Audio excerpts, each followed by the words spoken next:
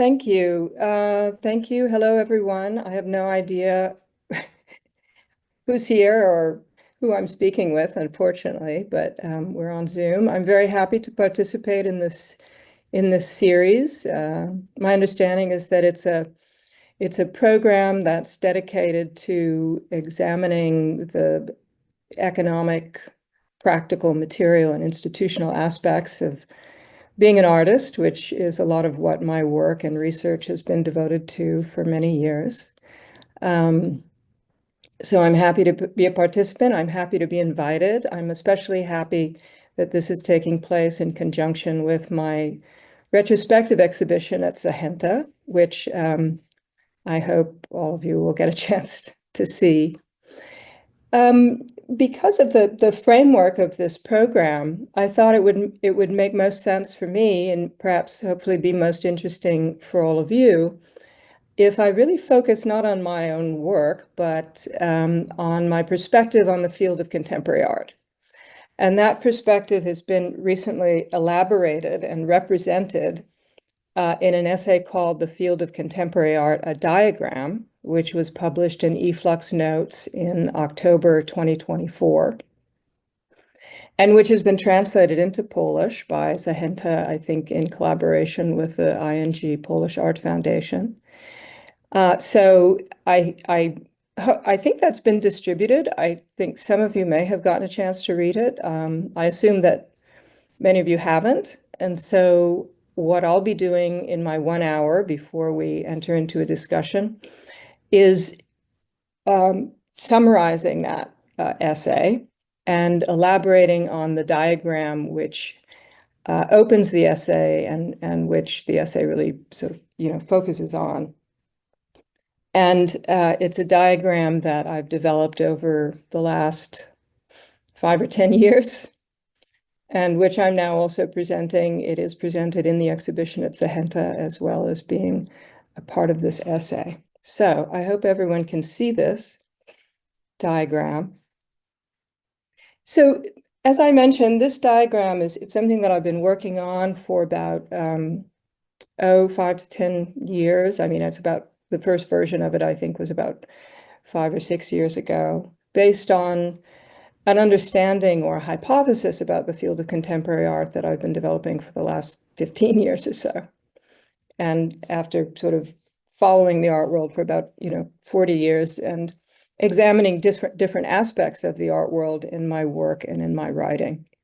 So the diagram, again, represents a hypothesis that the field of contemporary art is fragmenting into increasingly autonomous subfields. And the diagram indicates 5 of these subfields, which I would consider to be the primary subfields.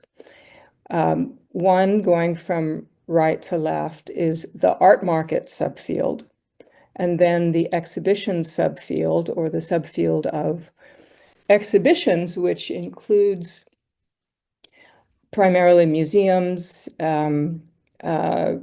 survey exhibitions, public art programs, and may also then intersect with aspects of the gallery scene as well. But the art market, the field of exhibitions, and the academic subfield, toward the bottom, community-based subfields, and this is not a single field, but a multitude of community-based subfields or artistic subfields that are based in a range of different communities that may be differently defined.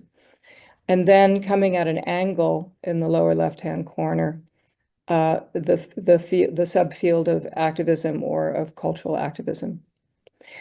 Now, these subfields are sort of mapped within this diagram within a rectangle that you see here. And this rectangle would represent the field of contemporary art. So you see the subfields that I'm indicating, are sort of focused within the field, but many of them, and to a greater extent that is represented, also extend outside of the field of art, where they become, in a sense, something else, not subfields of the field of art, but their own fields in which their artistic components would sort of, by a reverse logic, be functioning as subfields themselves within those other fields. So the art market as a subfield of the economic market or the financial market. The academic art field is a subfield of the academic field. So part of the sort of concept behind this is that it's a sort of hypothetical representation of the field of contemporary art, and doesn't hopefully intend to be a kind of static representation, but a dynamic one that also can examine what happens at the intersection of these different subfields. Just briefly, and I'll now go into those subfields specifically, but these subfields are then sort of mapped within this rectangle and within sort of various coordinates. You see at the top, you see at the top power plus old, established, and dominant identities. At the bottom, power minus dominated identities rejecting aspiring young, which constitute a kind of vertical axis. And on the left and the right, you have cultural capital plus, economic capital minus on the left, economic capital plus, and cultural capital minus on the right. And so these four coordinates, as well as the coordinates that are found at each corner of the subfield, are drawn fairly directly with a few modifications from diagrams developed by the sociologist Pierre Bourdieu within an essay called The Field of Contemporary Art, or The Economic World Reversed, from 1983. And with these coordinates and within that diagram, Bourdieu, who in that context was attempting to represent the literary field in 19th century France, sort of mapping the literary field in that context within coordinates that represent his understanding of social space structured according to the distributions of different forms of power, or what he called capital. So in this diagram, the horizontal axis of power, the vertical axis of power plus and power minus represents a kind of sort of quantities of power, and represent the way that the art field is structured hierarchically according to different degrees of recognition, success, power being established, influence, and any kind of other sort of adjective you might think of to describe a sort of dominant versus sort of more dominated, or more powerful versus less powerful positions within the field of contemporary art. And these, according to Bourdieu's analysis, correspond to the sort of the sort of values or forms of power that determine sort of the structuring of social space into sort of hierarchies in society as a whole. That is, they're not specific to the field of art or to cultural fields. I hope you're following this, because I can't see faces. I can't tell whether you're completely lost or whether this is making sense. But the horizontal axis, where you have cultural capital plus on one side and economic capital plus on the other side, is sort of very specific to Bourdieu's thinking about cultural fields specifically. And that is that there are these two forms of capital, or these two forms of power, which are particularly central to hierarchies or structuring power, relations of power, positions of dominance, or success within cultural fields specifically.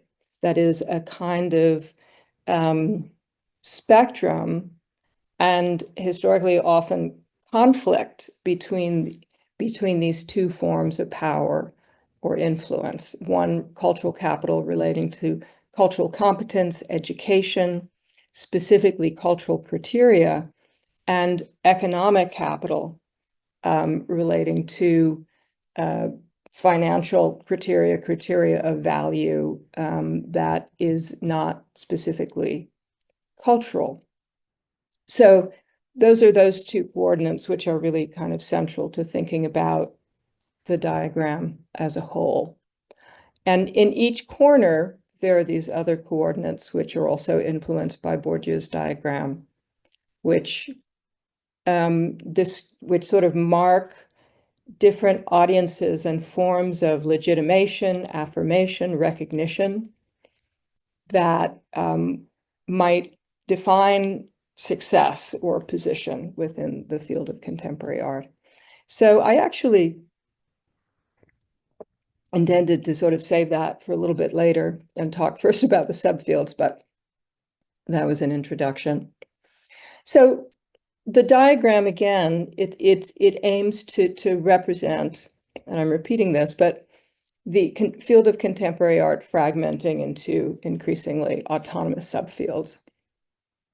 And what I mean by that is over the course of especially the past few decades, in the context of what has been since the 1990s, just an explosive exponential expansion, a global expansion of the field of art, as well as expansion within most national contexts, especially in Europe and North America, of the field of contemporary art. Much of that took place within the context of globalization driven by neoliberal policies. But there were other components of that expansion as well, including just how kind of compelling and attractive the field of art apparently became for so many people who wanted to become participants as artists, as critics, as curators, as art writers, and so forth. So the hypothesis is that in the context of this tremendous expansion of the field of art, there was also a kind of consolidation of different, sometimes institutions, but different segments of the art world. And that consolidation produced these increasingly autonomous subfields. And so the phenomena that I'm sort of pointing to that might have spurred that kind of consolidation of these subfields sort of unfolds in a certain kind of historical sequence, thinking first of the consolidation of the exhibition field with expansion in the 1990s, with a sort of boom of global biennial exhibitions, with the emergence of curatorial studies and museum studies as academic fields and fields of research, the development of sort of curating as a kind of specific professional field, which hadn't existed before, all of which developed a kind of specific set of discourses and practices within the field of exhibitions. And in the context of that expansion, also a kind of understanding of the field of exhibitions as functioning within a kind of global experience economy. So an economy that had a particular product, if you will, that was sort of experience in exhibition contexts. In the first decade of the century, from starting about, around 2000, although it started before, there was a huge sort of explosive expansion of the art market with, again, the expansion of art fairs, the number and size and scale of art fairs globally, the number and scale of commercial galleries, which just spatially kept kind of getting bigger and bigger, started to franchise and be global in different countries, the largest galleries. And then also the phenomena that is often referred to as the financialization of the art market. That is the emergence of art and very specific kinds of art as investments, as an asset class that art investors in art could buy shares of, could use as collateral for loans, could trade at very, very high levels, and often would be investments that the collectors or art investors didn't live with. So there was a whole new kind of form of economic and financial relationship to art that started to emerge in that context. And then the development of the sort of academic subfield for art, which again, sort of starting in the 90s, from my perspective, there was also a kind of boom and explosive growth in the number and type of academic programs related to contemporary art. As I mentioned before, there was the development of curatorial studies programs, museum studies programs. Art studio programs started to differentiate and become increasingly specialized in some cases. There were programs, again, linked to the establishment of the expansion of the art market in art economics, and in the expansion of the exhibitions program, of museum studies, museum administration, and so on. And from my perspective, the sort of biggest development, or one of the most significant developments within that expansion of the sort of academic field of art, was the emergence of PhD programs, primarily initially in Europe as part of the Bologna process, but PhD programs in studio art, which sort of gradually from the 2000s, in the past 20 years, became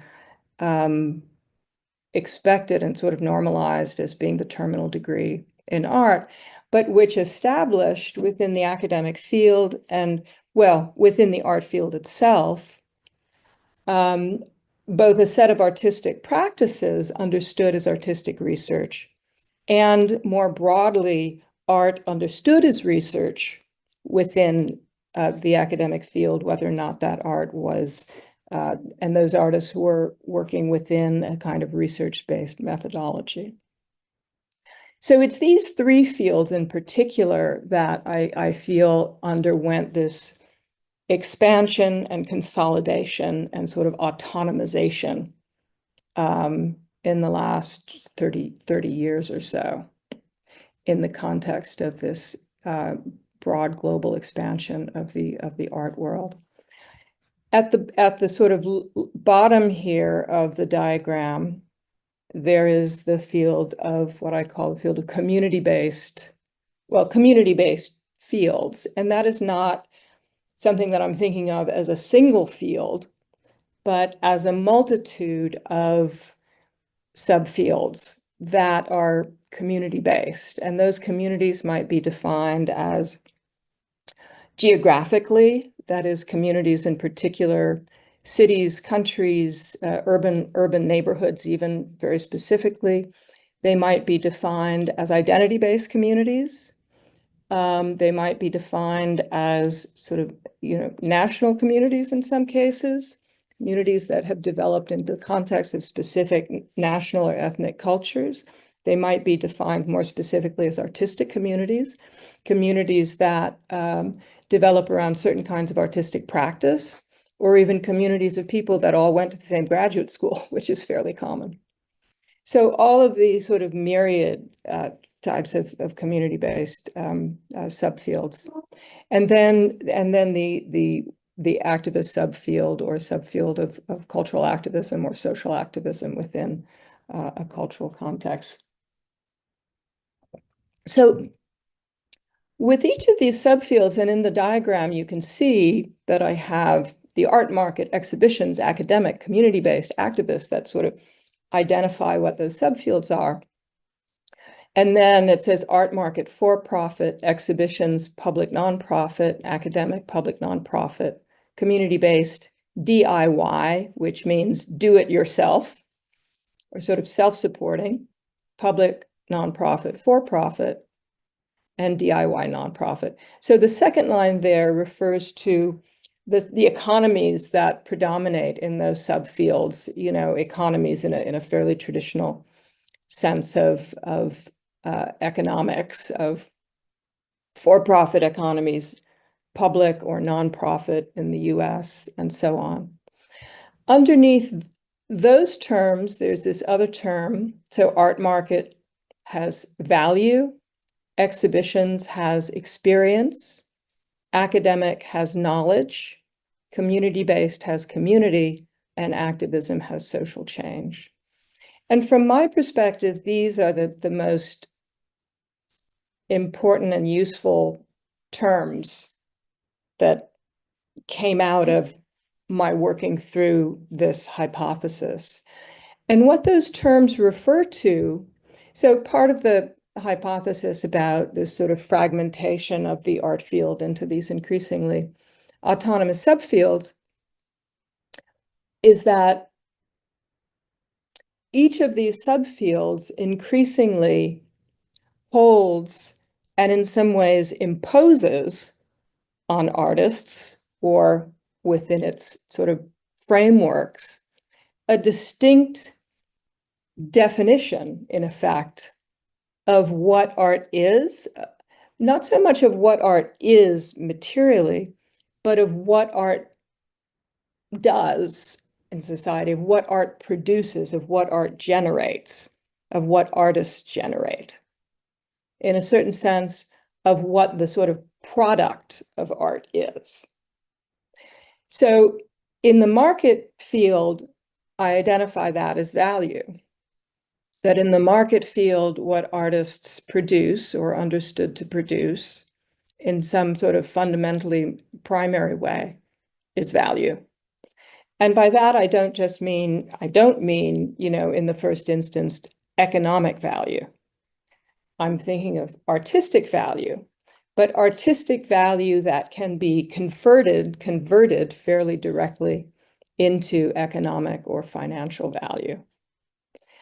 In the exhibition field, I have experience, and this relates to thinking about how the field of exhibitions has developed as and within a broader kind of experience economy and the idea of an experience economy. And it relates to, in a certain sense, well, I can sort of say a little bit about the sort of evidence that I see to support what I'm saying here. In the academic field, what artists produce is knowledge, and perhaps it's in the academic field that this is the most explicit, where artistic research and art considered or engaged with as research is understood in relationship to art and as in any other field in the academic world as knowledge production, as some form of knowledge production. In community-based subfields, what artists produce or reproduce is community. And this also relates kind of very broadly to the function of art or the function art as culture and the function of culture broadly, in a kind of ethnographic sense, as defining and sort of articulating and providing identity and cohesion to different kinds of communities. And so in community-based practice, in community-based subfields, while it's contemporary art and it's sort of existing and kind of maybe existing and functioning in the contemporary art field, it is also within its particular sort of community subfield, functioning as a sort of a central component of that community, of community building, community cohesion, often, of trying to sort of sustaining or defending communities against situations of marginalization, situations of exploitation, situations of violence, as well as, on the other side, the aspirations of that community, perhaps, to success within the art field itself. In the activist field, what artists produce or aim to produce is social change. So the sort of why and how did I kind of come up with those terms? And in a certain way, there's a sort of a circular or self-fulfilling logic here. Or those terms are terms that I kind of came up with to describe what seems to me to be the basis of what I observe or how I sort of understand the criteria that the most apparently sort of successful or increasingly prevalent practices and positions within those arenas sort of presents. That was a very complicated sentence, but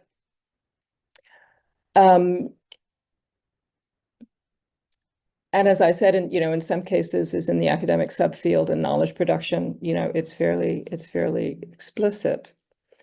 And actually, now that I'm thinking of that, and as I put it that way, I'm kind of thinking, well, but what kind of evidence can I actually, sort of present here? One of the central pieces of evidence that, to use a kind of pseudo social science term, that I point to in the essay itself is the degree to which many artists appear to exist and be sort of successful, however success is defined, within one or sometimes two of these subfields with no presence in the other subfields. And this is sort of obvious as you move from, the art market, where there are many artists who are quite successful in the art market. They sell a lot. They have regular gallery exhibitions, but they almost, are never shown in museum contexts.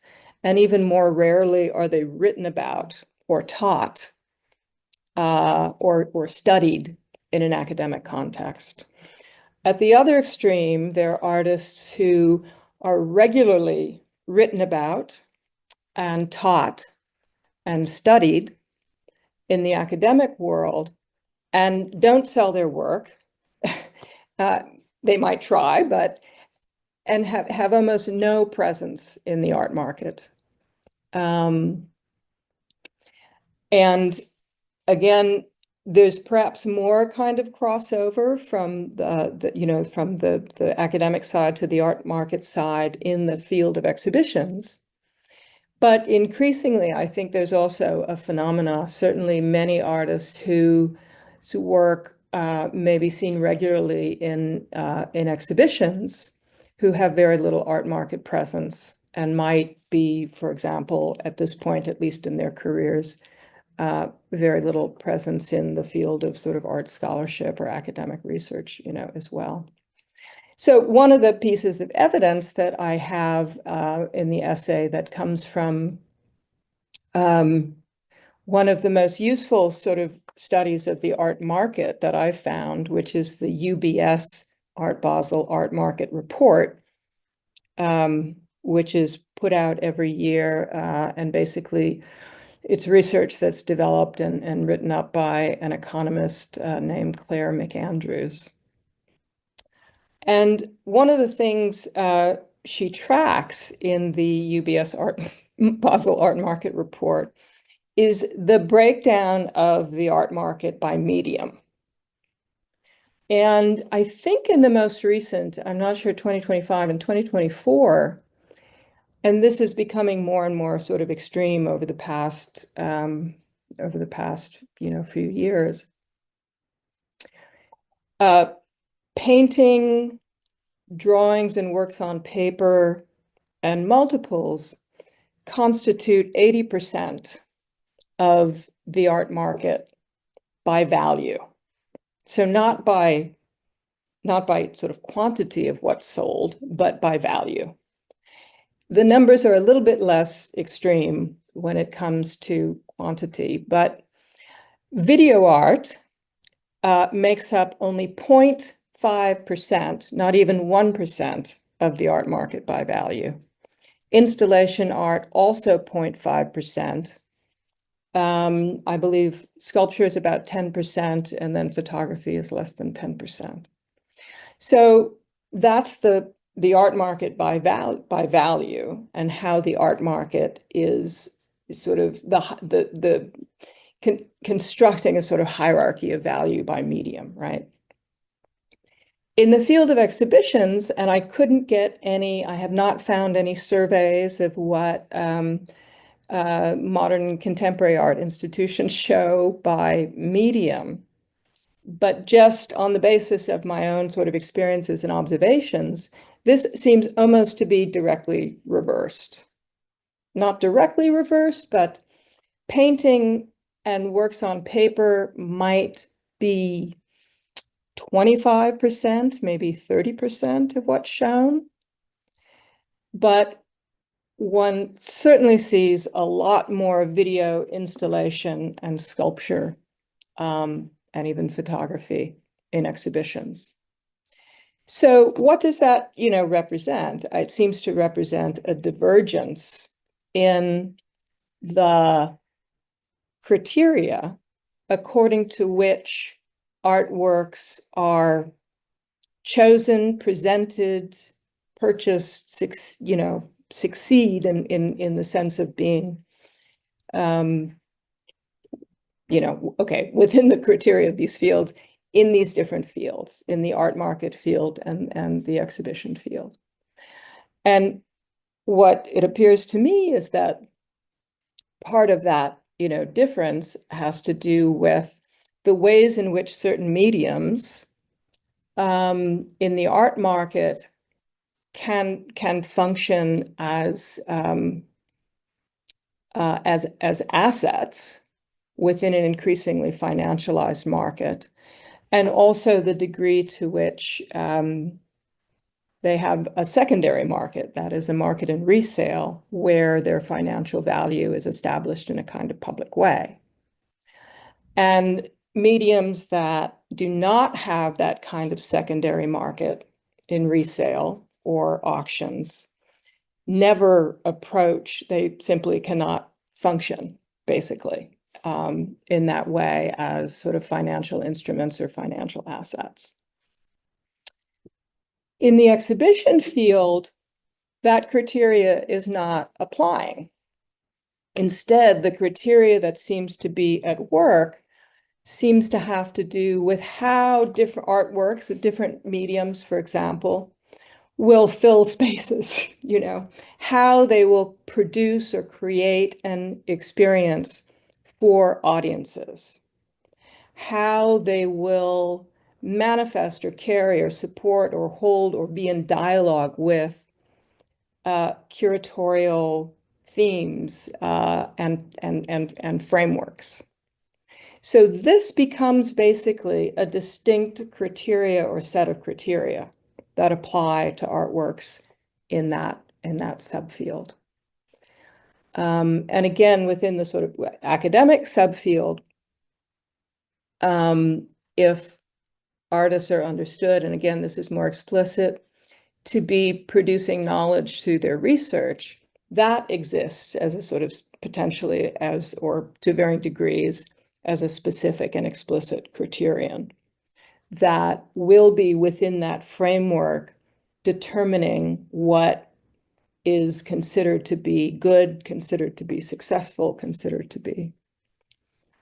And when we get to community-based practices, perhaps this is a little bit more implicit, although I think it is increasingly explicit also, that where the sort of the function of art and the goal of art in many community-based practices or community-based subfields is fairly explicitly to represent, to affirm, to support, to empower the communities in which those art practices are based. And with activist practices, social change is fairly explicitly also the aim. So why these terms then have become kind of increasingly important and valuable for me is also because of the way in which one can consider them as criteria, as criteria that not only are functioning for art dealers or collectors or curators or exhibition makers or, I don't know, art historians and tenure committees, in the academic field, but are also functioning for artists. That these are criteria that artists sort of consciously or not, implicitly or not, hold themselves and are then playing a role in the kinds of decisions that artists make as they produce their own work, as they develop their practices.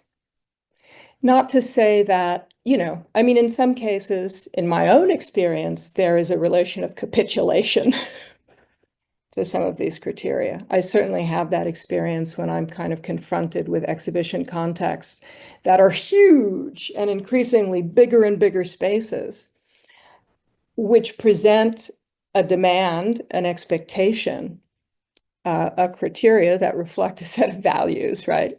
To fill those spaces, to create something spectacular, to create something that will become, that will go, that photographs well and will go viral and so on and so forth. So I certainly, experience that. And it's also fairly explicit, in the art market, the sort of sense of, that I think artists, I mean, certainly all the artists that I talk to, many of the artists that I talk to who are active and have galleries as their primary sort of sites of exhibition and practice are quite aware of the sort of implicit or explicit criteria of what will sell, of what will be successful in that framework, of what will, in my terms, result in the sort of production of value or be seen as having value. And one can think also of these things in terms of criteria that is often implicit that operate in studio art education.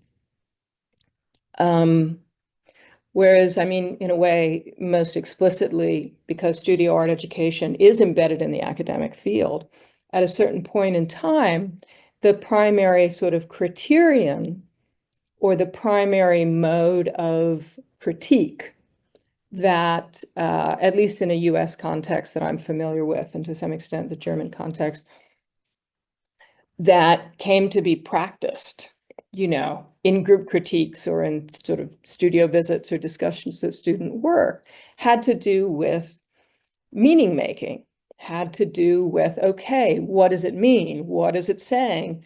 With a process of sort of decoding, with a kind of discursive articulation, if not justification, of the practice. And so this becomes a kind of very specific criteria or a set of criteria and ways of engaging with art and understanding art that becomes specific to the academic subfield.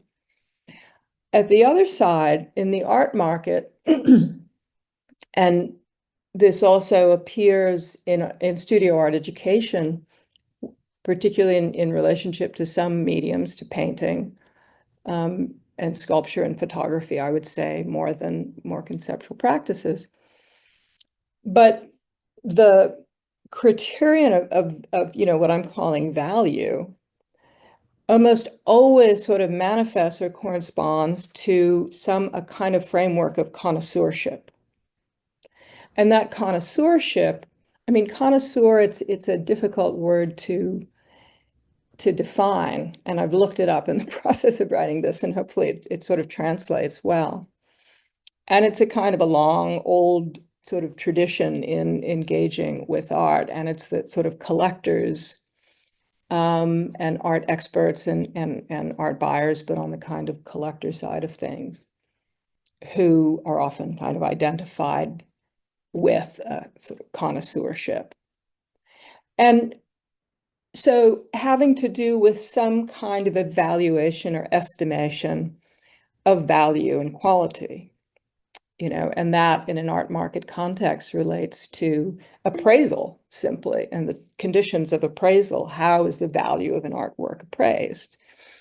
And so the kinds of terms that would contribute to the appraisal of an artwork, I mean, the categories of sort of material quality, the value of materials, the kind of craft or labor that went into the sort of transformation of those materials, the size, the rarity, the provenance, and all these kinds of elements that might be a sort of a factor in an appraisal of the value of an artwork, and here financial value, but also are then kind of related directly to a sense of kind of artistic value.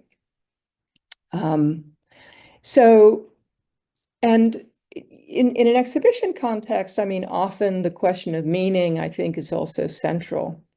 But,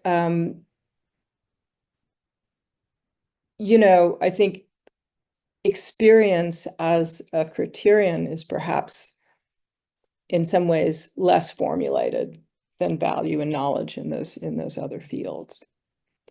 But very kind of practically speaking, I mean, I kind of say, if I'm working with students, if I'm going to really be sort of provocatively, if I really want to kind of like, you know, sort of be provocative in a certain way and kind of push on how we're going to relate as artists to these criteria established in these different fields, I'll say, well, if you want to be successful in the art market, you have to make things that people want to buy. If you want to be successful in the exhibition field, you have to make things that people want to experience or want other people to experience or think other people will want to experience. If you want to be successful in the academic field, you have to do or make things that people want to write about and think about. If you want to be successful in the community-based field, and to some extent also it's the activist field, you have to do things or make things that people want to join, that people want to participate in, or that people want to support. And I present that in a certain way to be provocative, not to suggest that that's how my students should think about how to develop their practices, but to understand that those are the sort of conditions within the field with which they'll be confronted, which raises the question again, you know, of how one relates to those conditions as an artist. Do you capitulate? Do you try to challenge them? If you challenge them, are you just going to sort of fail according to the criteria of those contexts? So in a certain way, it I think poses that set of problems kind of very, very directly.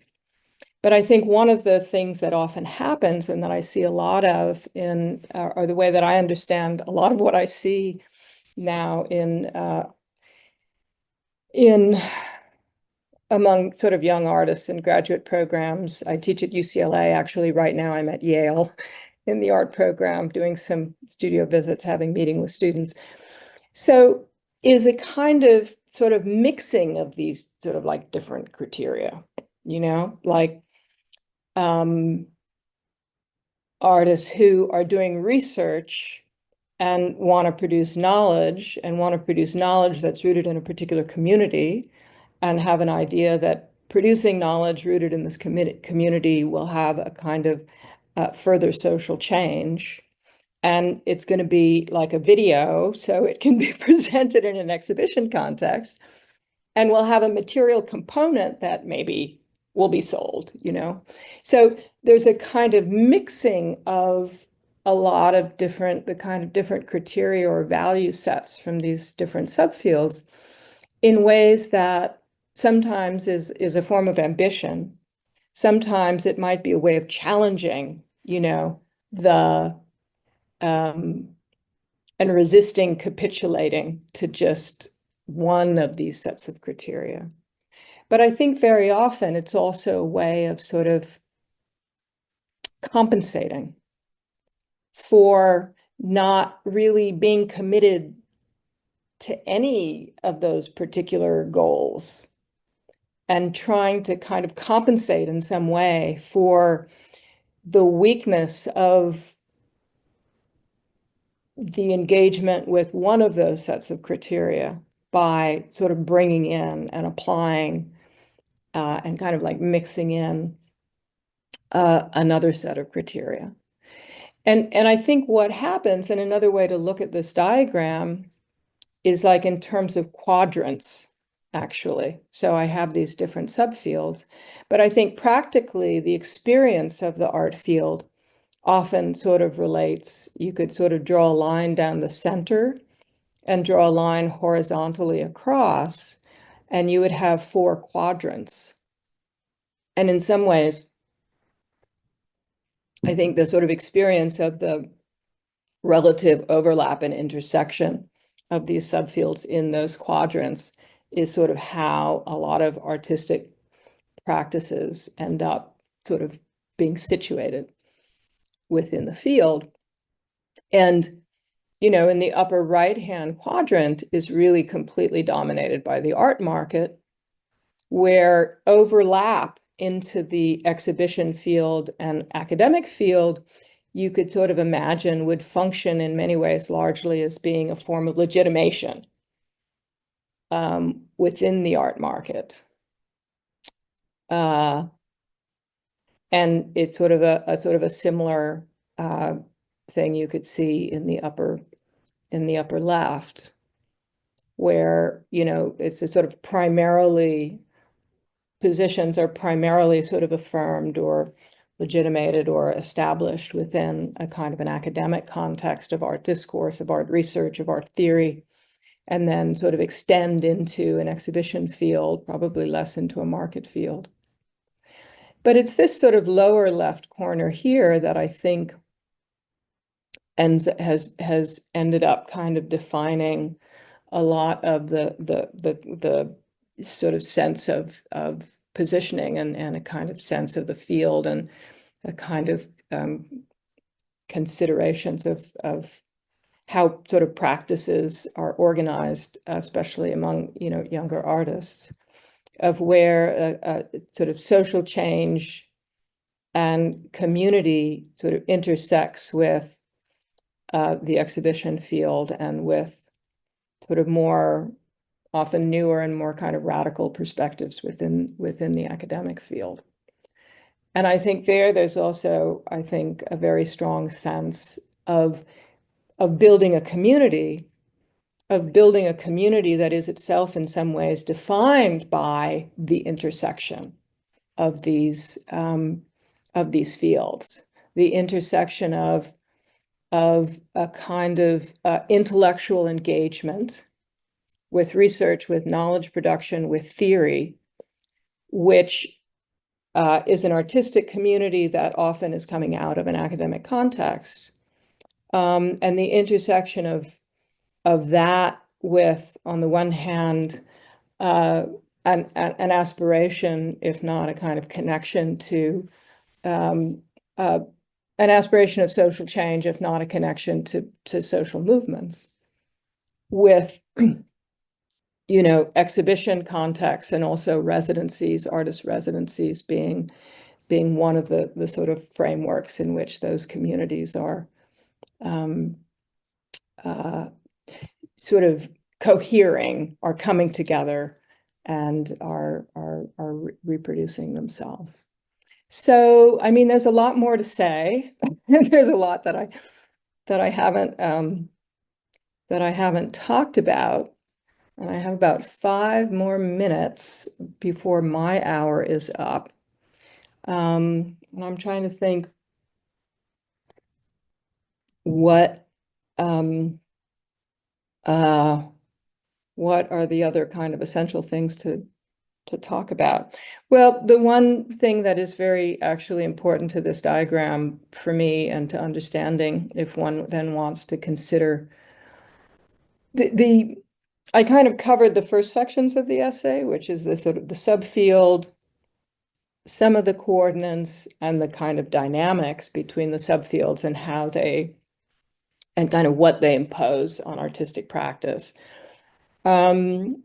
The essay ends with a section on politics, and also a section on boundaries and a section on politics. And those are kind of quite complicated to summarize. But one thing that's very central to the question of boundaries and to the question of the sort of politics of the field is something that is not shown in the diagram, but described in the essay, which comes from Bourdieu's work, which is his perspective that cultural fields, like artistic fields, the field of social science, which was his field, which he also identified as a cultural field, are located within what he calls the field of power. And this is this other sort of diagram that comes from the field of cultural production, Bourdieu's essay from 1993, which sort of shows this. Whoops. It's very abstract, and so it's hard to describe. But if the first box here, box number 1, is like society as a whole. Box number 2 here is what Bourdieu calls the field of power, and box number 3 here is the cultural field. So you could imagine my other diagram being here as box number 3, and what's really significant there is that it's in the sort of lower left corner, you know, of the field of power. And you see in this diagram the plus up here and the minus here, which corresponds to the plus and the minus here within the cultural field, right? Within the art field, as you see in my diagram. And here, but going sort of horizontally on the horizontal axis, in the field of power, you have a plus over here on the right and a minus here on the left. And what that refers to is the hierarchy horizontally within the field of power between cultural and economic capital. So Bourdieu developed his theory of the field of power as a kind of critical response to, I mean, he says explicitly, to Marxist, among others, but Marxist concepts of the dominant class defined exclusively in economic terms and in terms of, you know, position and relationship to the means of production. Bourdieu says, but economic power is not the only power in society. It's not the only form of power that structures social space. There are other forms of power. And so he had a hypothesis of the field of power as a field within society of sort of competition and struggle between all of the different forms of power that are operating in that society and that structure social space within that society. And he's focusing on these two specific forms of power, economic power and cultural power, the power of cultural producers, of educational capital, of specific kinds of competencies. And so this is what these horizontal pluses and minuses refer to. So this plus would be at the pole of economic power. And because in capitalist societies, economic power is the dominant form of power, is the most powerful form of power, it's at the plus. And here at this end, you have cultural power, which is a dominated form of power within the field of power, but there's a struggle between the two. And this is something that has really come back to me in the past few years as there has been, I think, a broad understanding among political scientists and economists that this sort of divide between of a kind of polarization, a political polarization, and here I'm talking about electoral politics of what just happened in the United States, but a political polarization that has to between high education and low income and high income, right? So that there's been a movement of people with more cultural capital or higher education to the left, even when they're relatively high income, and a movement of people with low cultural capital, even if they have low income, to the right in the form of, you know, the populist right. So this, I think, is very, very relevant to our contemporary political situation. But in box number 3 here, right, the plus and the minus is reversed. So this is the hypothesis that in cultural fields, at least historically, and the degree to which those fields are autonomous, that is, can impose their own criteria, cultural capital becomes the dominant form of power. And economic capital then becomes a sort of secondary, but there, like as in the field of power itself, there is a struggle between those two forms of capital. And so it seemed to me as I was developing, trying to sort of represent the contemporary field of art, that those coordinates between economic and cultural capital were still very much in a role of playing a role in structuring the space, the social space of the field of art. Although I think it's also important, and this is something that Bourdieu didn't really get into, what other forms of power are structuring social space. So one thing that is different in my diagram than in Bourdieu's diagram is I have on this vertical axis, I have added dominant identities and dominated identities, which is not something that Bourdieu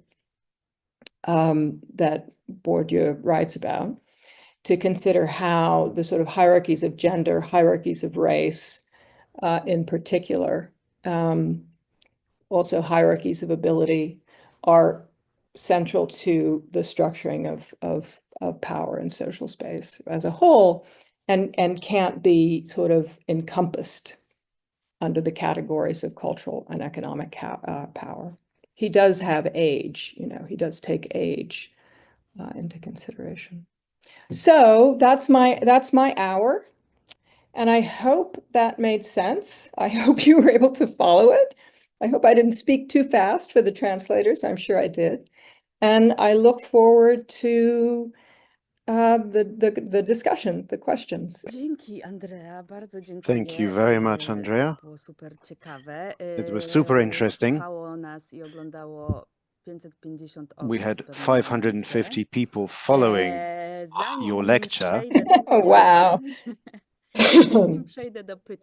Before I proceed to questions, let me just add that the essay has been translated into Polish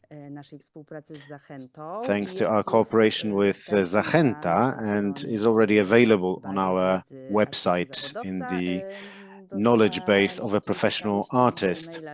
You have received the links by email today, and I encourage you to have a look at this text.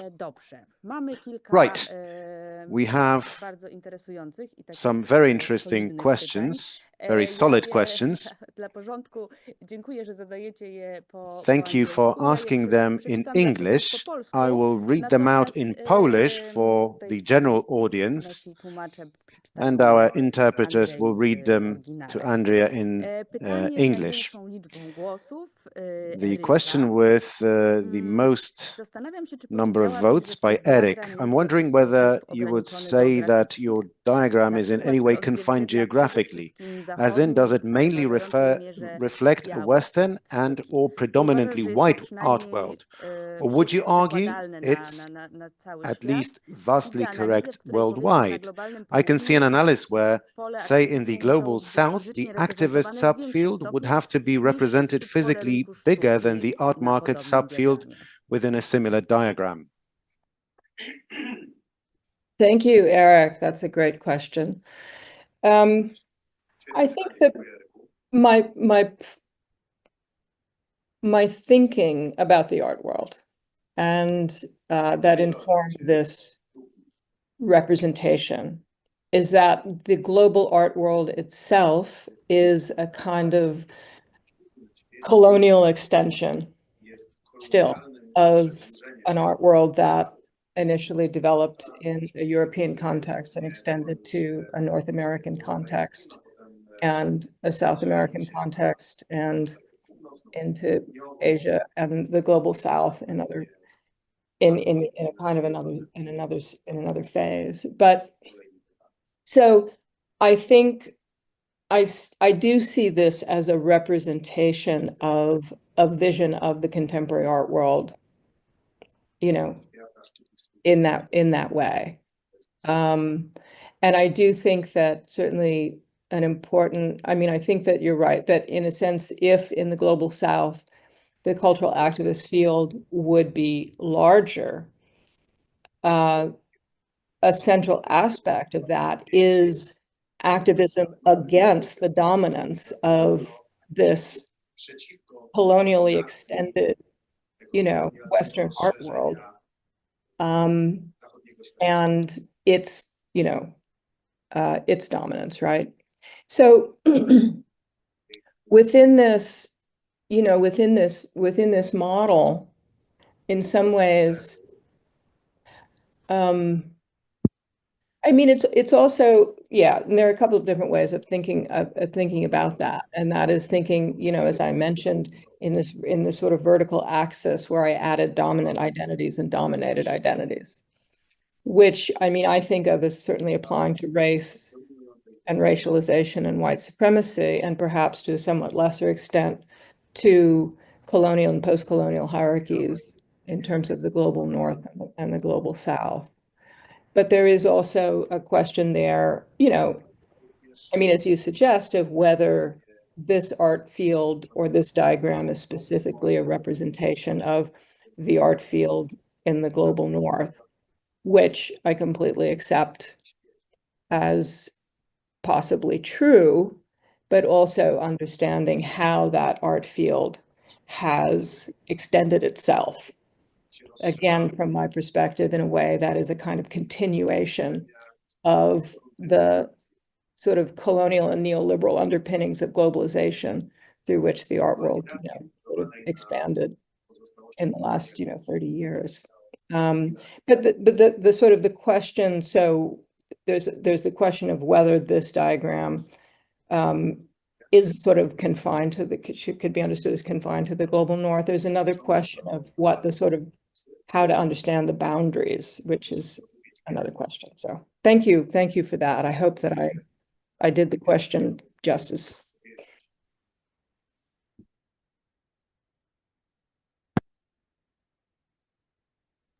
Next question from Kacper.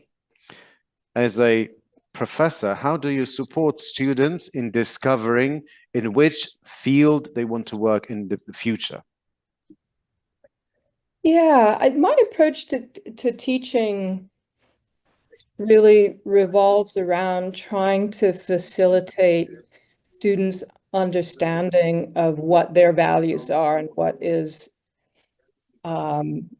their goals are, what their values are, and what is at stake for them in their practice. And so that for me is the sort of my primary goal, really, as an art professor. And from my perspective, their work, whatever it is, should sort of develop or emerge out of what those values and what those goals are, and what those stakes are.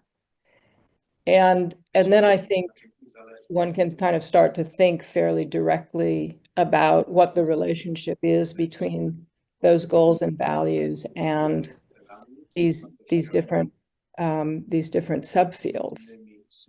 You know, and I mean, the question sort of beyond that is, do I, as an artist with a particular position, and certainly with my own values and politics, you know, try to influence the values and goals of, you know, of students? And that is something that for me, I think has changed over the course of my teaching.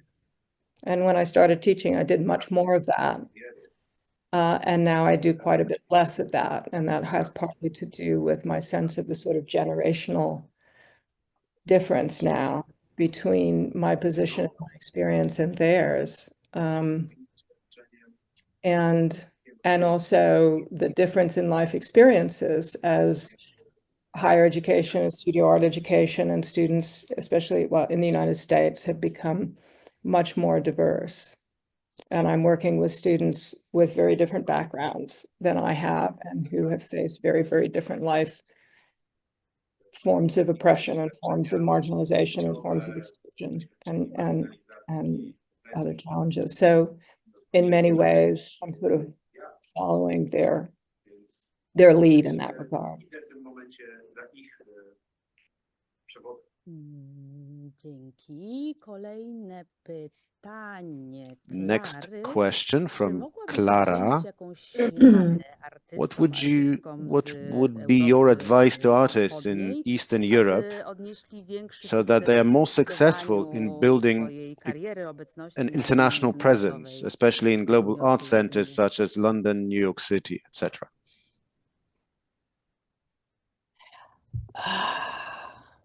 Well, again, I mean, within this model, I mean, I think what you're referring to as global art centers are primarily art centers of the global art market. And so, you know, building I can't remember the word that was used, building a profile, building a presence then, I mean, relates to, you know, to the criteria of sort of success and successful participation within that market field, which I think, you know, if you go to an art fair anywhere in the world, you're basically seeing the same kind of art. You're seeing the same artists. So that's what I would say. And I mean, it's not primarily, that is not my primary field. And I don't have a lot of specific advice that I can offer. Rozumiem. I understand, thank you. Wojciech, Wojciech, thanks you for the lecture and for joining us. I'm not sure how I should translate it into Polish, but would you be able to talk about gatekeeping in the art world on both sides of the spectrum, and how can it be possibly overcome by emerging artists?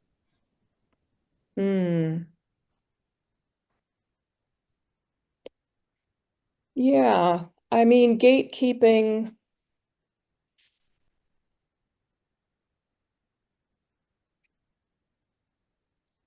You know, gatekeeping is a concept which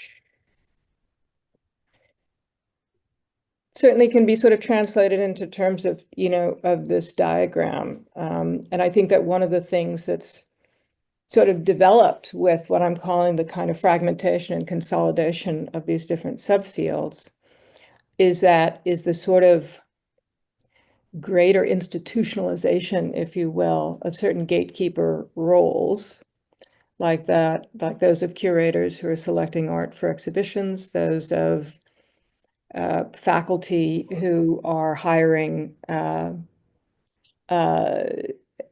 other professors in an academic context, or even, you know, art historians and critics who are choosing what to write about, or art dealers who are choosing what to show.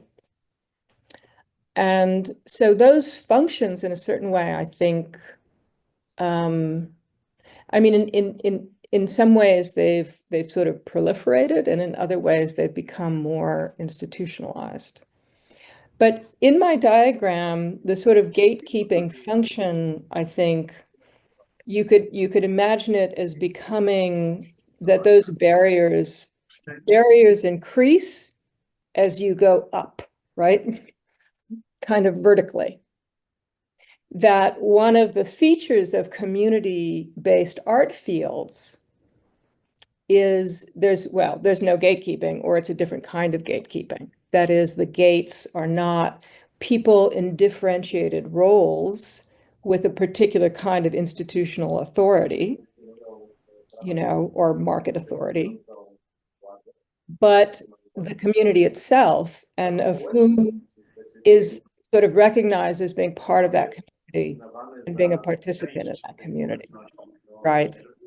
So this would be, and I think a central reason, and kind of one of the very sort of traditional forms of development of artistic careers, at least in the United States, and I think in much of Europe too, and Latin America, is that artists create their own communities, their own community institutions, in order to sort of bypass the gatekeeping function of people in positions of authority and differentiated roles within established exhibition venues or galleries, right? So artists create their own galleries. So a group of artists will open a gallery. And then they're taking on that gatekeeping role, right? and deciding who among their friends and peers they're going to show.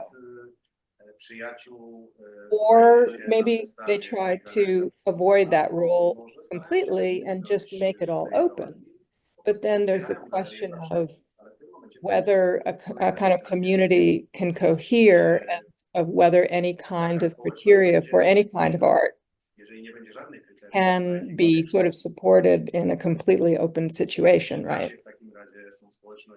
So that would be one of the, one of the strategies. I mean, the other, besides simply trying to sort of satisfy the criteria of those gatekeepers, is to try to be in a kind of critical dialogue with that criteria. And that, in a certain way, is how I understand how my own practice developed. And that is through the sort of contradictions that might be internal to the positions of gatekeepers. That is, curators within institutions who were themselves critical of those institutions.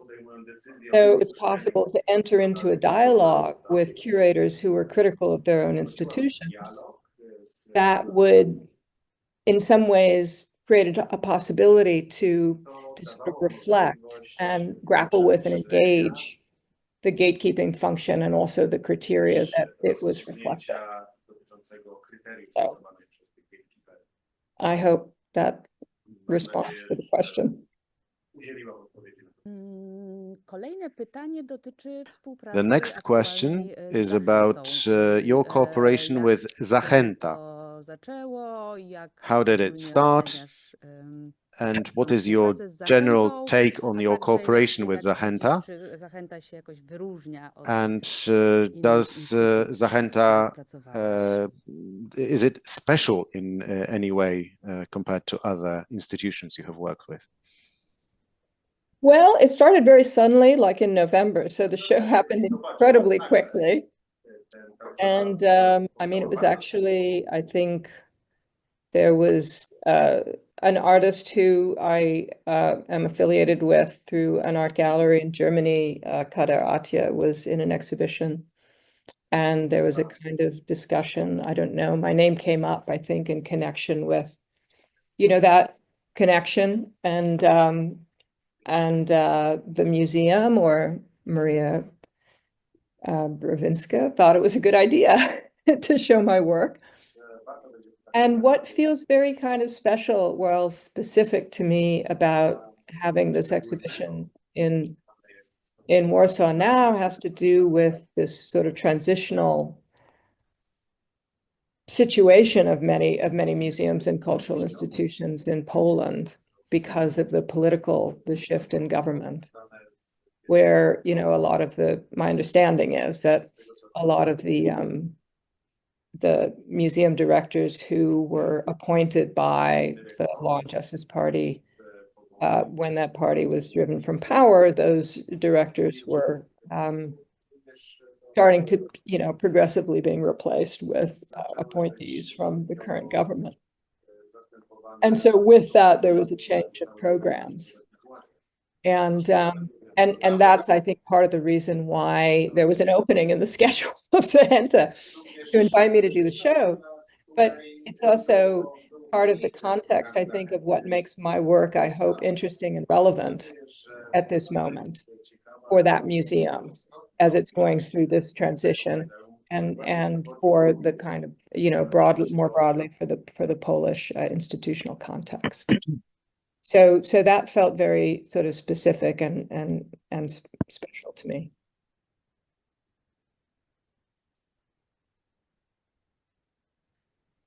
Thank you very much.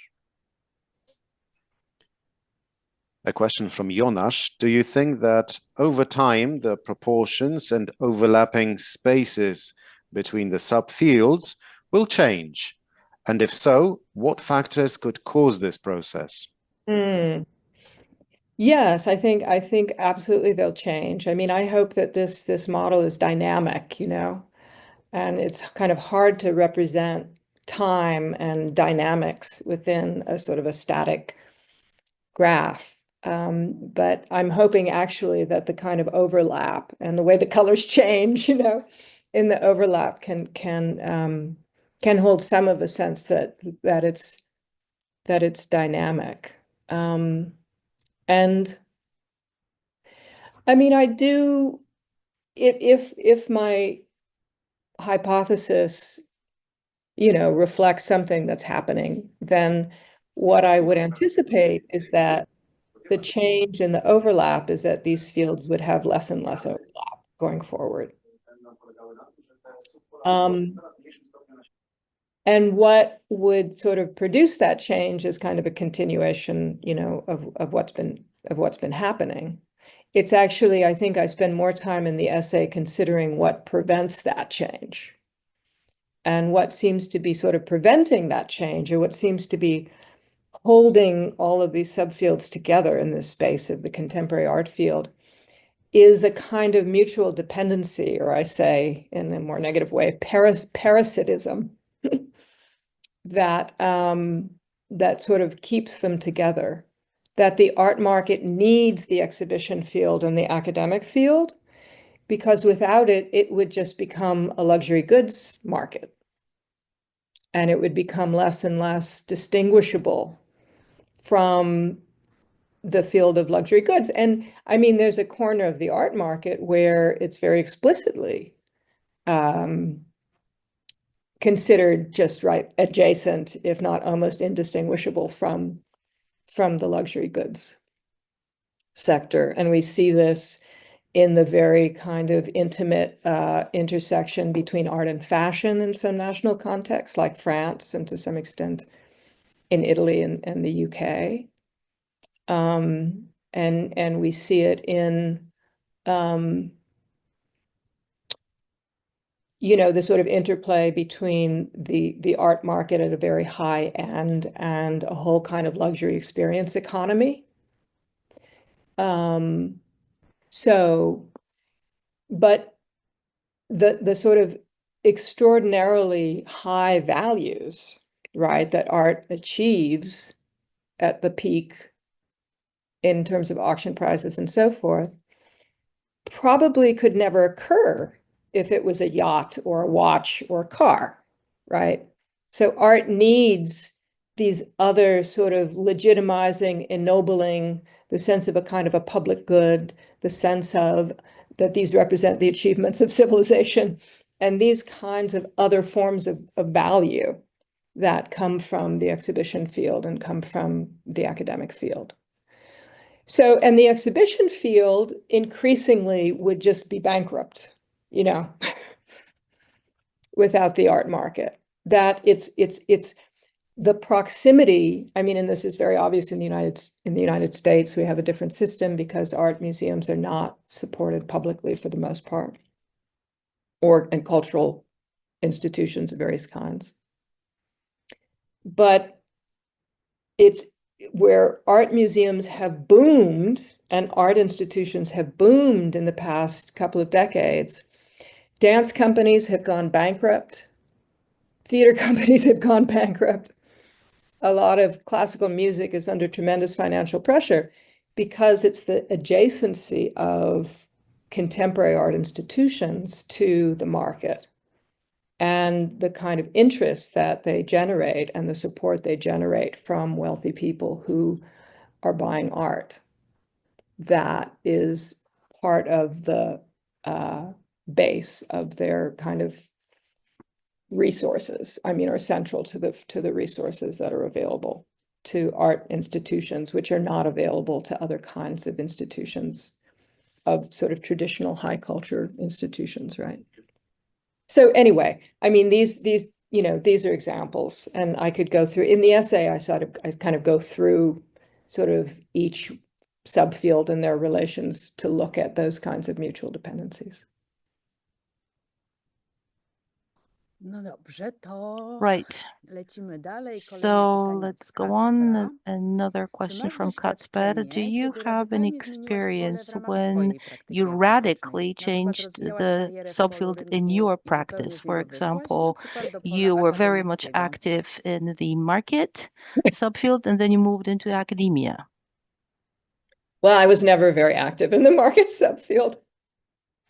And I kind of, I kind of tell people, well, I refuse to participate with galleries, or I participated with galleries but I wouldn't sell my work to individuals, which, I mean, I took those positions. I have taken those positions in the course of my career.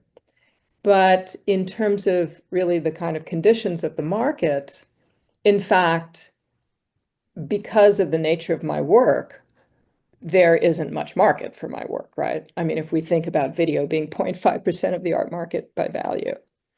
So, but now I'm going to lose sight of the question. But, while the art market is often, there's a distinction that's made between primary market of first-time sales and secondary market of resales and auctions, there's another important distinction to make between a market that's sales to private individuals and sales to institutions. So I haven't been very active on the market. And in terms of, I mean, I think it's not really through my work. I mean, there have been projects that I've done that are I think of as functioning at the intersection of different fields, where I don't know that I've had a transformative impact, but in a certain way that the perception of the work can change radically depending on whether it's being viewed from one field or another field. So I'm thinking of my project 2016 in Museums, Money, and Politics, which is a 1,000-page book documenting the political contributions of museum boards in the 2016 election in the United States. And I've done events with political scientists, and the political scientists just can kind of look at it as political science, and it doesn't need, it's like, is it art, And in the art context, it's like a question, well, is this political science? But again, I'm not sure that that's had an impact. I mean, I think in terms of, I think there are two ways that I mean, the ways in which I've had impact as an artist really has to do probably, it's mostly through my writing, probably more than through my work. And maybe an essay like this, but an essay that I wrote called Le 1% C'est Moi, about the relationship between wealth concentration and the art market, for example, and my attempts to theorize institutional critique. And I think it's through those essays that I've tried to have an impact on, try to sort of keep certain kind of contribute to keeping certain kinds of practices and perspectives and positions in the art world alive, and to further them. And beyond that, I think it's, I mean, in the 90s, I was involved in a project called Services that I co-organized with Helmut Drexler. And I was involved in trying to formulate artistic practice as a form of service provision rather than goods production, not necessarily in terms of a social benefit, but in terms of an immaterial product, or an immaterial rather than a material product that would function as a commodity. And I think that had some impact, and it led to, it started to sort of contribute to the I mean, in some ways, to the development of the exhibition field. And even though I wasn't thinking in these terms, working on this sort of services concept was also about trying to establish within the field of exhibitions an economy through which artists could support themselves and not have to sort of turn to the art market to sell things, or to the academic field to teach. It's like, here we are, we're doing shows, we're doing work within these institutions where everybody else is getting paid.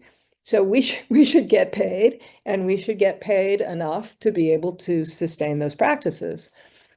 And I do think that that way of thinking, and there was a contribution that I made to that way of thinking was part of the kind of consolidation of the exhibition field as a sort of increasingly autonomous field and also economy for artists. And then more recently, the group WAGE in the US, Working Artists in the Greater Economy, took that up. I mean, it was an initiative of a group of artists that carried it forward and created a nonprofit. And I was involved, not at the beginning, but at a certain point. And I think that was a very successful initiative in impacting the art field in the US. And so that increasingly institutions do pay fees to artists and artists are in a position to demand them.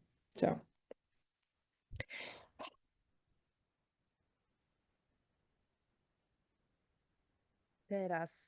All right, so a question from Magda. Most art students, they are taught what art has artistic value, but never what art is actually saleable or sellable, can be sold. They are these artists that they can sometimes be appreciated in the artistic circles, but they never actually do sell their work. So how can they make it onto the art market? I mean, my perspective is that I want artists to not necessarily want to make it onto the art market, right? So, I mean, it's funny that, I mean, in a certain way, making this diagram, I want to kind of recognize that there are these different perspectives in the art field and different positions that hold different values. And not write a polemic against the art market, which I've done in the past, like with the essay I mentioned, Le 1% c'est moi. So this is not a polemic against the art market, although I still am very critical of the art market. So I don't want to take a position of sort of helping people be successful within it. But I do recognize this kind of problem in art education that, and there's a way in which, on the one hand, it's part, I think, of the relative and historical autonomy of the academic field and the way that the academic field now holds this sort of historical relative autonomy of the art field, in some ways against the market, right? That many people like me who are art professors, and I would say many of my colleagues at UCLA and elsewhere, really don't want to go there, It's like, you're here to get an education, not we're here to sort of give you an education, not to launch your career. And there's a contradiction. I mean, especially when art programs are, as they often are, considered professional programs or professional degrees. And so, I mean, one thing that I am, aware of, and one of the reasons why I went into this point about connoisseurship being the kind of, one way of understanding the basic criteria of evaluation and appraisal, in the art market, is that connoisseurship, it is a mode of critique. That is what is sort of fundamental to the workings of the art market, I would say, in many ways. And it doesn't exclude artistic value, but it includes a lot, it includes other things, or it's a particular way of thinking about artistic value. And connoisseurship is something that really kind of doesn't appear really as a criterion in art education. I mean, it does, I think, it tends to, I think, in painting, or something like it tends to appear in painting more than in relationship to other mediums. And that has to do with the very sort of strong traditions, I think, within painting that relate to the medium. And also in photography that also relate to, I think, a very strong sense of kind of, and refined sense of technical skill and competence and technical quality in photography, right? So that's very different than I think in sculpture, which, I mean, in some areas of sculpture, you would find it too. And in video, which, you know, in approaches to art making that really kind of come out of conceptual art or come out of artistic traditions that explicitly rejected connoisseurship and explicitly rejected market criteria, which video art tends to, those are almost negative criteria, right? Except now that's changing because the field of exhibitions now is sort of imposing a kind of criteria relating to spectacle. And so you have more and more video work that is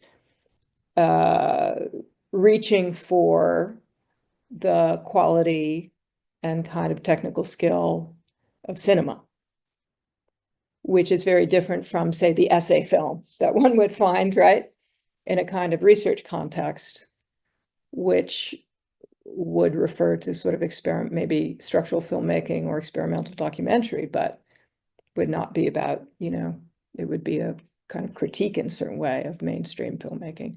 So I don't know. I don't know if that responded to the question, but I know I went off in some other direction, but I'm hoping that in these long answers, I sort of cover other questions too. Super, bardzo się cieszę, że twoje odpowiedzi są takie długie i dobrze, że Thank you so much, and we're very happy that wędrują. your answers are so very long Kolejne pytanie and brzmi, capacious, if czy you w will. ramach praktyki So, as artystycznej part of inwestowanie w artistic pewne obszary practice, diagramu może investing in zamykać ścieżkę do different rozwijania się w fields in innych the diagram podstawach? could close off Zastanawia a mnie takie path to other negatywne korelowanie poles, wyszczególnionych a obszarów. negative correlation, if you will. Is there any in between these two, in between these fields? Wait, I'm not sure what you mean. I don't understand the question. A negative correlation between the fields, that they're mutually exclusive? Correlation of the specified areas on your diagram.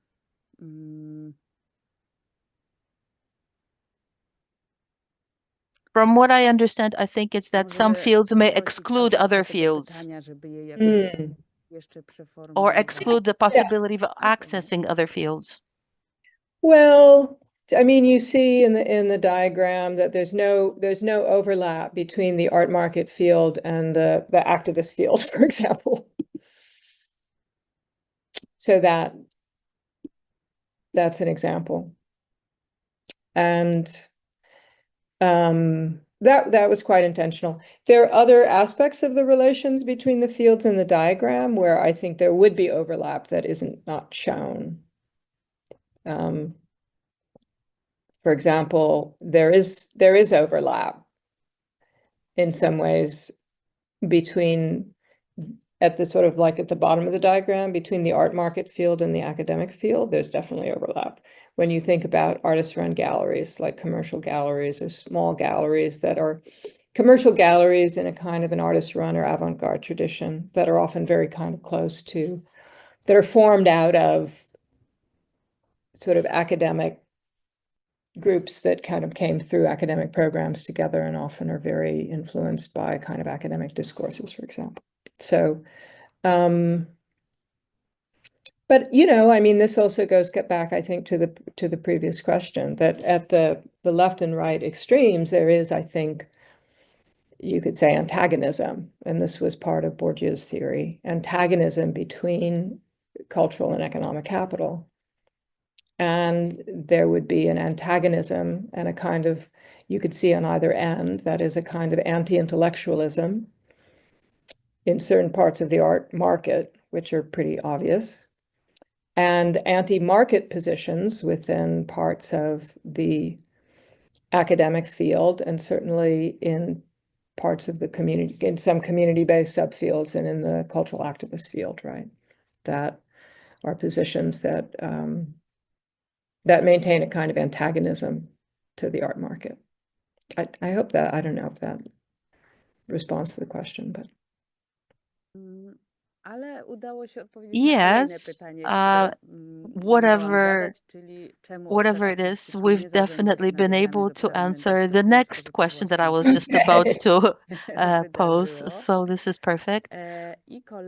And let me ask one more question. Stefy. From Stephanie. Based on your experience, the artists who want to influence social change, are they able to do it in a balanced manner? Are they able to do this in a sustainable manner, to do it and still make money? It seems that the subfield of activism is direct opposition to the market field. That makes it difficult for one to make money for oneself. Well, I think that relates to the field, not necessarily to, say, artists, right? So, I mean, an example maybe would be Nan Golden, who I assume that this is known in Poland, but who developed a sort of a social movement called Pain, which was sort of very effectively fought against a family called the Sacklers, who were very involved in cultural patronage, but were also behind the pharmaceutical company that created opiates, which created a huge epidemic in the United States, and really hundreds of thousands of people died as an overdose. So Nan Golden spearheaded that, and so that was an activist initiative that she spearheaded, which does have some intersection with her individual practice as an artist, but her individual practice as an artist sort of, I think, for the most part, remains quite separate. And I mean, she shows with a gallery that's very prominent in the art market, Gagosian. And, whether or not they sell her work is another question, because galleries also, and this is part of this kind of overlap, also often show a lot of artists that they don't sell. And that has to do with, establishing or a kind of legitimacy. And it also has to do with participating in a kind of, competing in a kind of attention or experience economy. But so there is, I think cultural activism or activist practice in relationship to art can be understood in many different ways. And certainly there is a broad range of art and art practices and positions in which artists invest a hope or an ambition to generate social change. I think what is very important to me is the question of whether that is the primary criterion of the practice. So this is a principle for me, and it has been since long before I developed this diagram, that as an artist, I try to identify for myself what the organizing principle is of my practice or the work, what the primary goal is, what the primary criteria are. And as a conceptual artist, to organize my work around that, not around a medium. And I think it's more common in the art world for artists to develop practices within this medium or that medium. And then within that medium or within that established artistic practice, reach for a goal of affecting social change, but that goal is not determining or defining the practice, right? It's secondary. It's secondary to maintaining an art practice. And I think very often that sort of means that social change goal is not going to be reached. And that the contradictions, which are often really glaring between the conditions of artworks, for example, in the market or in elite social institutions, and the goals of social change, those contradictions are there and they're not resolved, and they undermine those social change goals, if not actually produce negative outcomes, in some ways. So when I think of cultural activism, in my own definition, I think of art practices and artists who are rooted, whose work is an approach to art making is embedded in broad-based social movements, not artists who as individuals take on like goals in their work, which I'm not saying that you're suggesting, but that is often how activists is talked about, you know, in relationship to art. And that's, I'm thinking of something, you know, more specific. And that's where the activist subfield in the diagram kind of extends out of the art field, right? It extends out of the art field into a space of broad-based social movements. And then one can think of the presence of that activism within the art field and as sort of using the kind of platforms of the art field as a context to further those aims, or engaging with the power that exists within the art field itself, you know, as a kind of a target or an object of the aim for social change. So you said that the art fields are drifting further apart, and yet you mentioned the trend among younger artists to connect as many of the conflicting spaces as possible in their work. Do you think this trend will meaningfully change the shape of art spaces in the future, or will it dissipate under the pressures of the already established markets? That's a very good question. Well, it kind of relates to what I was saying about the kind of quadrants, you know? And I think where the most of that overlap is the sort of lower left quadrant of the diagram. And I think the question is whether out of that quadrant, like another set of institutions, and in some sense, a kind of independent, its own sort of a subfield could develop, right? A subfield that wouldn't be a kind of mashup of these other subfields, but a subfield that had its own kind of institutions, economy, in some sense, its own way of, its own gatekeepers or not, but its own discourse. I mean, there are discourses and practices that relate to that quadrant, but there are no like specific institutions. There are kind of certain kinds of exhibition spaces, I think, that become the site for certain kinds of practices that predominate, especially, I would say, in Europe, but not only for young artists. But then there's a kind of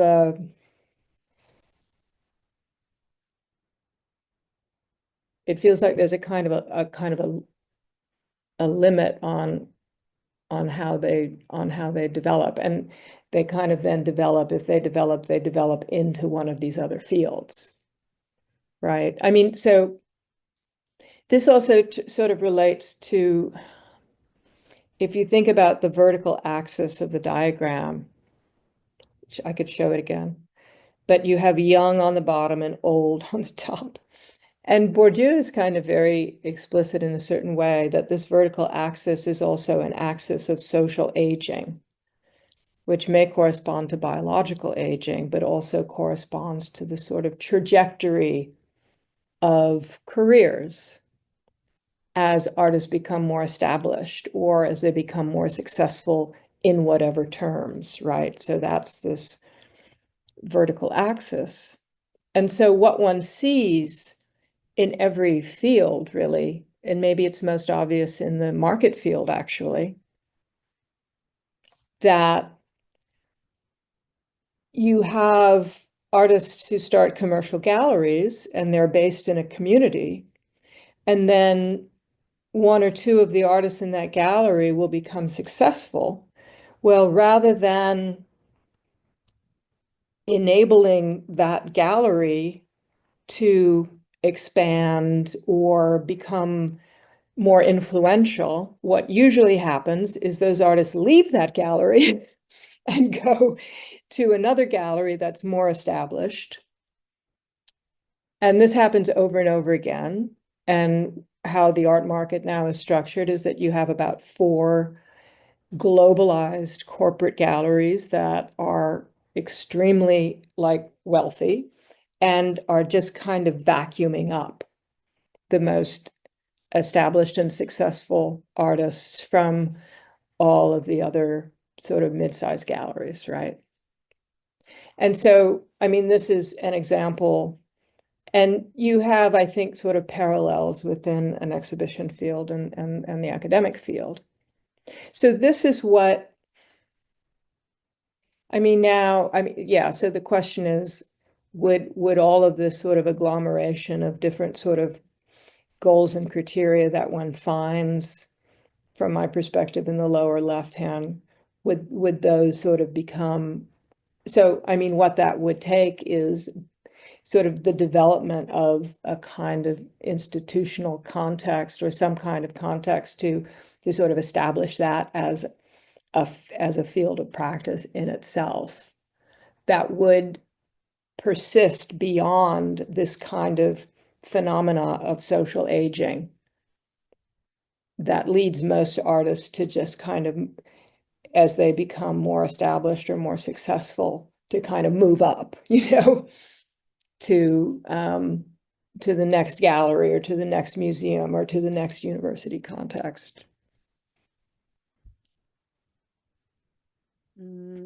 To od razu przywiodło mi na myśl i Right. tutaj zachęcam This wszystkich instantly do brought to my mind, and I encourage spotkania się everyone na naszym to ostatnim wykładzie, który meet będzie during zamykał tę the serię, last czyli w lecture, closing czwartek, this series 3 on kwietnia, Thursday, the na 3rd którym of opowie o swoich działaniach Galeria Łęctwo, April, która właśnie zastanawia się Westford nad Gallery will takim talk byciem about pomiędzy, bo its wyrosła achievement. jako mała It's a oddolna gallery in inicjatywa, between because a it teraz was a rozwijają grassroots się. Oczywiście nie są initiative. Now daleko they're do developing. They're tych far topowych away galerii, from ale właśnie to being a takie top gallery, przeświadczenie o tym, że powinni wspierać but swoich they think that they artystów, should którzy continue supporting wzrastają, their artists powoduje, as they że oni grow, też się and rozwijają i as a result, they profesjonalizują. are growing themselves as a gallery. Zostało nam 7 That's minut. great. We have 7 minutes left. Zostało nam 7 minut i I can try to be quick. I'll do like really quick responses to the questions. jak zorganizowałaś swoją pierwszą How did you wystawę, organize your która first osiągnęła sukces? exhibition that was Jakie successful? kroki były What steps wiodące? did you take? Yeah, well, my development as an artist actually came through writing about another artist's work. So I really developed in the art world kind of through, in a certain way, through what I would now kind of consider the academic field. So when I was very young, when I was 19 years old, I wrote a feature article about the work of Louise Lawler that was published in a sort of mainstream US art magazine. And that led to invitations initially to do my first performance in a museum. And so I think this is your question. And it also, then that led to invitations to do things in galleries. And what I kind of, my strategy as an artist, which is actually comes from growing up in an being the youngest in an extremely competitive family, a precocious family, is to sort of find an arena where other people aren't competing, because it's like there's no reward in it, you know, and to sort of do, you know, to do that instead of trying to kind of compete directly with other artists for the kind of positions that are the most sought after because they offer the greatest rewards, like market success or having a big museum show. So I wrote and I did performances, which at that time, you know, not so many people really wanted to do because it was a lot of work and you didn't get much back for it. But what I was able to do was sort of like enter into a kind of community and a dialogue that people, a group of artists and critics and some curators were having about institutions and institutional critique. And that's how I developed as an artist. That's how I launched my career, if you will. Now, a change of subject. A question from Camila. What do you think about the pressure on combining private and professional life as an artist? Okay, that's a total change of subject. Well, you know, I'm trying to relate it to my diagram. And in a way, that's where, like, I think, I would say that, you know, most artists, even if, you know, they're kind of like successful in what I describe as other fields, are still in many ways rooted in communities, rooted in artistic communities, or rooted in geographical or cultural or intellectual communities that really are their sort of primary context in a way. And the reason that they're artists, we're artists, you know, in order to be a part of this community and to have those dialogues with people within that community about art, about politics, about life. So it's really through, you know, those communities and the embeddedness of artists and art practice within communities of artists or other kinds of communities that also forges that that intimate connection between a sort of professional life and a private life, because most artists, our private lives are art communities, you know. And I think, you know, with the kind of professionalization or social aging or kind of moving up the ladder, that doesn't change that much, you know, because it's just kind of like who we are and who our friends are. So, yeah.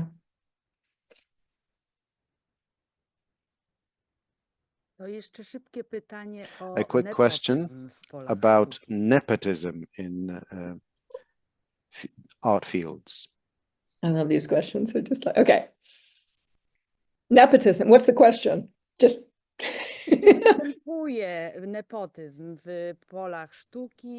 Nepotism in art fields, in which fields, or maybe there are fields where there is no nepotism. Well, I mean, nepotism, strictly speaking, is, you know, family members. And I don't see that much of that kind of nepotism in the art field, but nepotism in the sense of, okay, Bourdieu's terms, we're talking about social capital here, right? And that doesn't figure into the diagram, but you could think about social capital, and social capital Bourdieu defines as a sort of a durable network of relations of mutual recognition and support. And a lot of what being in a kind of artistic community can be is about social capital. And it's about also, you know, to think about not just in terms of relationships, but in terms of what kind of economy, how to think of communities, you know, as economies, not financial economies, but where there's a kind of system of support and there are resources, and those come in the form of social capital. And so that can, I think, result in a relationship, you know, that's of systems of kind of nepotism in a certain way. If one thinks of nepotism as also relating to, you know, trying to promote and facilitate friends and members of one's, you know, one's community. And that is really how a lot of artists sort of move forward. You know, one artist will get into a gallery and they tell the dealer about their friends, and the dealer looks at the friends and thinks, oh, okay. And there's a sense of also within that community might be representing something kind of specific historically or artistically. So there might be a kind of an artistic criteria at work there also. So I think we'll end here. But if you have not had enough of Andrea Fraser, go to Zachęta, see the exhibition, and go to our website to get the essay text. Thank you very much, Andrea, for enabling us to share this translated text. It's a constant source of knowledge and help for artists. Okay. Thank you so much. Thank you, ING Art Foundation. And thank you everyone for coming, and thank you for those questions. They were really, really good questions. And I will also be thinking about many of them as I move forward and continue to work on these ideas. So goodbye, everyone.